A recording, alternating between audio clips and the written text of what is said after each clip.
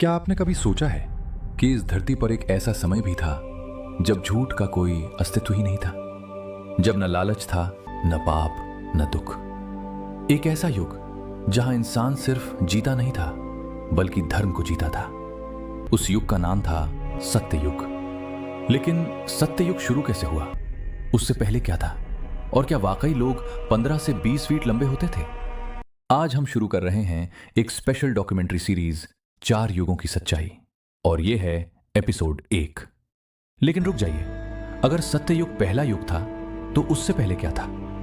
हिंदू दर्शन के अनुसार समय सीधी रेखा नहीं है, ये एक चक्र है। सृष्टि होती है, विनाश होता है, फिर दोबारा सृष्टि होती है। जब एक महायुग समाप्त होता है तब आता है प्रलय। सब कुछ शांत हो जाता है, धरती जल में विलीन, जीव शून्य, ग्रह शून्य। और इस महाशांति के बाद विष्णु की इच्छा से ब्रह्मा जी फिर से रचना शुरू करते हैं। इसी नई रचना के साथ प्रकट होता है सत्य युग। लेकिन सवाल यह है, यह युग कब शुरू हुआ? धार्मिक गणना के अनुसार एक महायुग में 4 युग होते हैं, और उनमें सबसे पहला सत्य युग। इनमें सबसे लंबा और सबसे पवित्र युग है सत्य युग। इसकी अवधि होती है 17,28,000 साल। हमारे वर्तमान महायुग का सत्य युग लगभग 38,88,000 साल पहले शुरू हुआ था। सोचिए, इतना पुराना युग जहां धर्म अपने 100% बल पर था। धर्म के 4 स्तंभ थे: सत्य, दया, तप, शौच। और जब धर्म 100% हो तो दुनिया कैसी होगी? आज हम आम इंसान को मानव कहते हैं, लेकिन सत्य युग का मानव देव तुल्य माना जाता था। ऋषि मुनि खुले रूप से तपस्या करते थे। उन्हें राज्य, धन या शक्ति की इच्छा नहीं थी। कश्यप ऋषि, अत्रि ऋषि, वशिष्ठ ऋषि, भृगु ऋषि, ये लोग सिर्फ कथाओं के नाम नहीं, ये ऊर्जा के स्तंभ थे। कहते हैं उस समय मनुष्य और देवता के बीच की दूरी बहुत कम थी। मेरु पर्वत को ब्रह्मांड का केंद्र माना जाता था।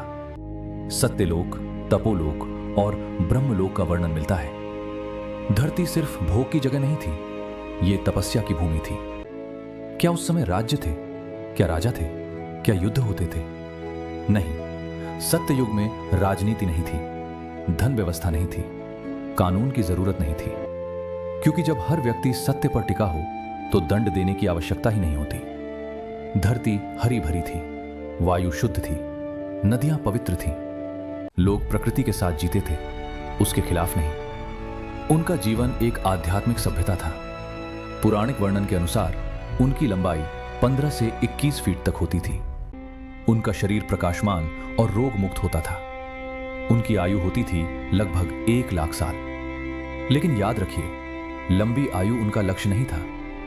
उनका लक्ष्य था आत्मज्ञान। सत्य युग में जीवन का एक ही मार्ग था: तपस्या, ध्यान, ईश्वर से एक रूप हो जाना। न प्रतियोगिता, न तुलना, न ईर्ष्या। सिर्फ एक सवाल, मैं कौन हूं? और इसी प्रश्न का उत्तर ढूंढने में पूरी सभ्यता जीती थी। लेकिन समय का चक्र कभी रुकता नहीं। धर्म के 4 स्तंभ होते हैं। जब एक भी कमजोर होता है, युग बदलने लगता है। अंतिम चरण में मनुष्य के अंदर हल्का सा अहंकार जागने लगा। तपस्या कम होने लगी। सत्य में मिलावट शुरू हुई। धर्म 100% से 75% रह गया। और इसी पल सत्य युग धीरे धीरे समाप्त होने लगा। 17,28,000 साल पूरे होते ही समय ने अगला अध्याय खोला: त्रेता युग। यह था धर्म का पहला पतन। यहीं से शुरू हुई राज्य व्यवस्था, यज्ञ परंपरा, और आगे चलकर जन्म हुआ मर्यादा पुरुषोत्तम राम का।